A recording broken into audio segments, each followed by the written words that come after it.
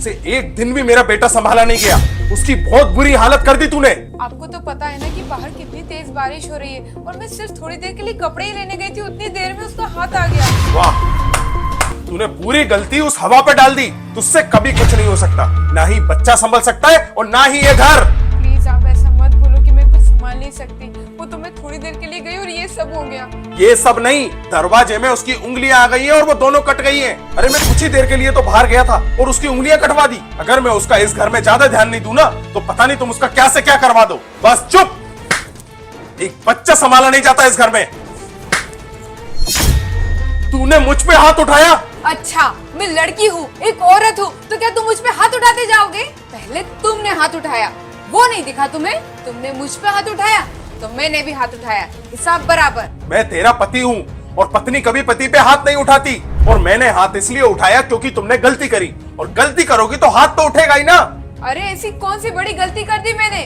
छोटा बच्चा है, खेल रहा था, गिर गया। बच्चे गिरते रहते हैं, जब आप उसे खिलाते हो तब वो नहीं गिरता क्या?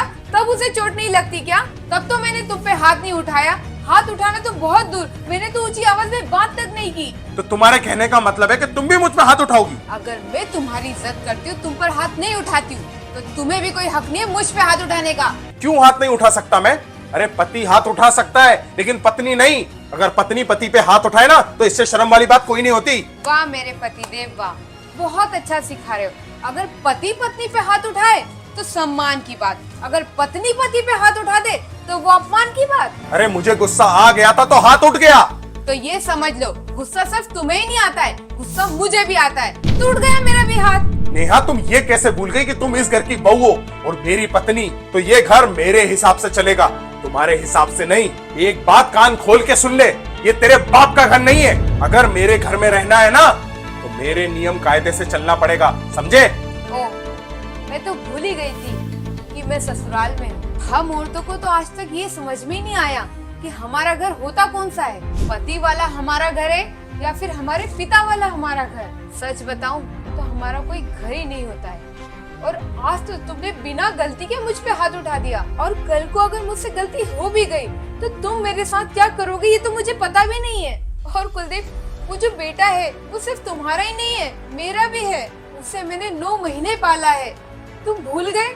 एक बात याद रखना, अगर उसे एक सुई भी चुभती है ना तो उससे ज्यादा दर्द मुझे होता है। और अभी मुझे पता है कि मैं उसे किन हालातों में डॉक्टर के पास लेके गई थी। मैं जानती हूँ कि मैंने कितनी मुश्किल में उसका ट्रीटमेंट करवाया। अरे सच तो ये है कि मैं ही पागल हूँ। मैंने अपना करियर साइड पे रख के शादी कर ली, फिर उसके बाद बच्चा। पहले अपने करियर पे फोकस करके अपना घर लेना चाहिए था, फिर शादी करनी चाहिए थी। और सिर्फ मुझे ही नहीं, दुनिया की हर लड़की को यही करना चाहिए। पहले सेटल होना चाहिए, फिर सोचना चाहिए शादी करनी भी है या फिर नहीं, वरना ससुराल वाले उसे टॉर्चर करेंगे, घर से बाहर निकाल देंगे। और अगर उसे घर से बाहर नहीं भी निकाला ना तो उसे मेंटली टॉर्चर कर करके यही कहेंगे कि तेरे बाप का घर नहीं है, तू अपने बाप का घर चली जा। और हाँ, अब मुझे डरने की जरूरत नहीं है क्योंकि मैं अब अपने लिए कमाऊंगी, अपने घर के लिए कमाऊंगी।